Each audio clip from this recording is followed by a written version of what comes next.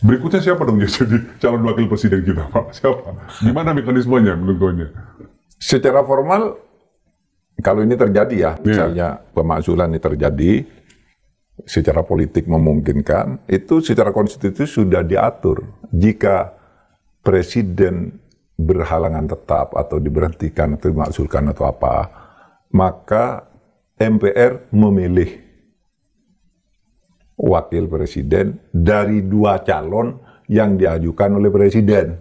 Oke, jadi presiden menyampaikan usulan kepada MPR dengan 2 nama yang disampaikan. Oke. Nah, 2 nama itu bebas oleh presiden. 2 nama bebas oleh presiden, tapi kan sekali lagi itu produk politik nantinya kan, hasil kompromi pasti menghitung kan kekuatan politik apa presiden. Sehingga saya melihat kalau dari dalam koalisi misalnya yang cukup berpeluang itu ya mungkin AHY yang track record-nya juga oke, meskipun pengalaman politiknya enggak, dan dia ada di dalam koalisi.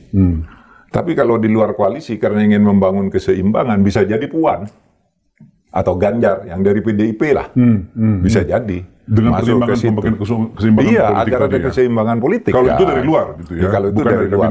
Kalau dari koalisi, Pak Mahfud bilang kemungkinannya AHY yang lebih masuk memenuhi syarat. Kalau kualitas mungkin ada nama Anies, tapi kan tidak ada partainya di koalisi. Sekurang-kurangnya belum ada lah. Kenapa AHY? Kemungkinan soal mudahnya dan soal kompetensinya ya kalau AHY. Iya, mudah, kompetensi dan track recordnya belum tercemari kan gitu. Ya, ini hubungan Prabowo dengan PDIP kan semakin baik, di mana bola itu kan sekarang sudah ada di DPR kan? Di tangan siapa ketua umumnya? Ketua DPR siapa? Puan Maharani. Ketua MPR siapa? Ahmad Muzani dari Gerindra. Nah, 2 partai ini kalau sudah berkoalisi berat nih, bisa juga dipercepat. Ini kan proses hukum.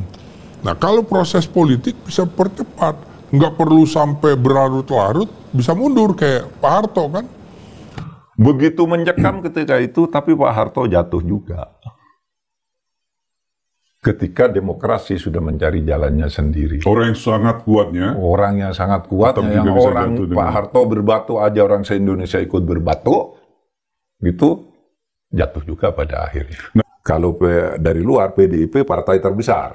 Kalau misalnya mau membawa Puan atau Ganjar atau Pram atau siapa gitu ya. Kalau itu konsolidasi dibangun konfigurasi baru.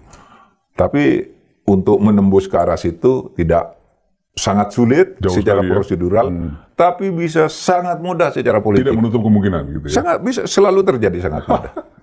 Kan tergantung pada 2 faktor tadi, si A partai ini, yang kedua Pak Prabowo. Seorang wakil presiden itu juga bisa dimakzulkan ataupun diganti dengan alasan-alasan konstitusional, berhalangan tetap, kemudian dianggap melakukan perbuatan tercela, dianggap melakukan korupsi, suap, dan seterusnya, dan seterusnya.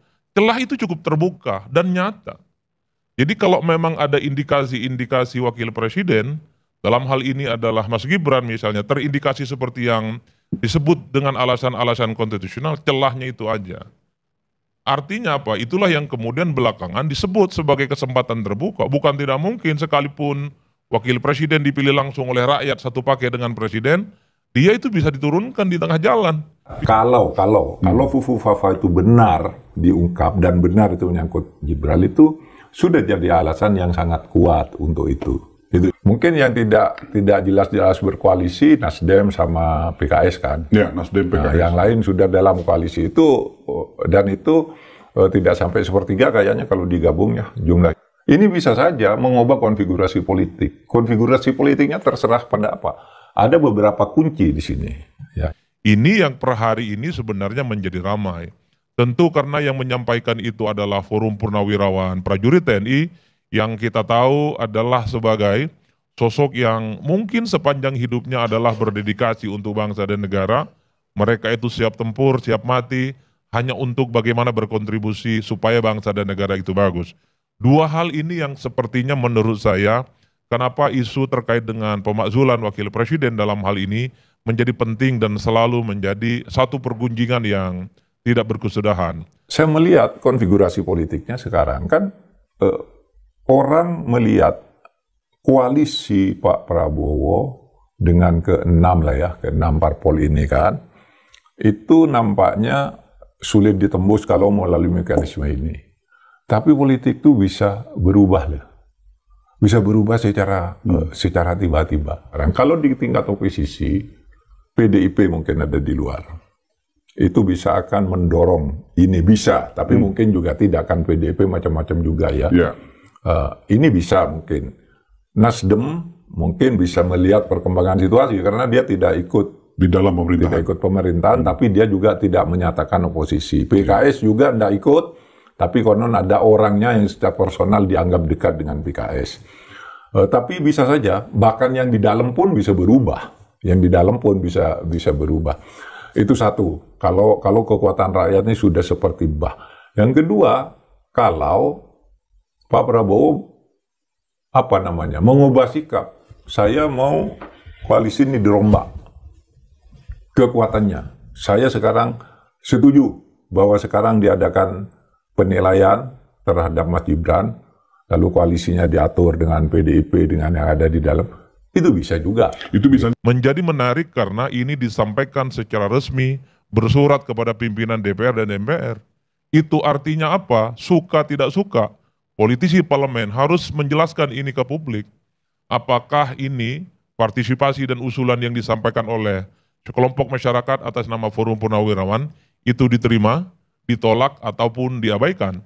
Karena kita tahu dalam iklim yang demokratis tentu saja siapapun berhak untuk mengusulkan isu-isu penting, isu-isu strategis kepada DPR yang selama ini kita anggap sebagai lembaga kedewanan untuk menerjemahkan dari keinginan-keinginan masyarakat. Maka yang terjadi di dalam kasus penjatuhan presiden di Indonesia ini, semuanya tidak pernah ikut aturan.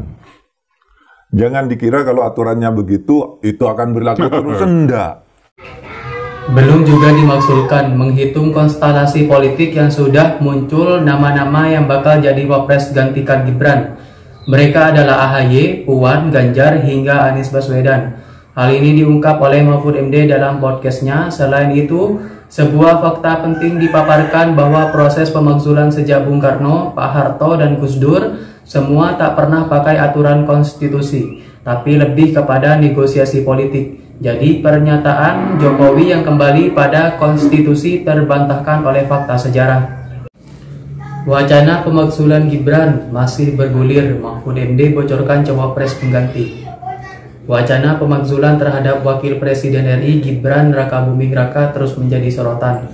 Pakar hukum tata negara Mahfud MD memaparkan mekanisme dan potensi pengganti Gibran jika proses pemakzulan benar-benar terjadi. Dalam pernyataannya di kanal YouTube miliknya pada hari Rabu, Mahfud menyampaikan bahwa apabila Wakil Presiden diberhentikan, maka Majelis Permusyawaratan Rakyat atau MPR akan memilih pengganti dari dua nama calon yang diajukan oleh Presiden Prabowo Subianto.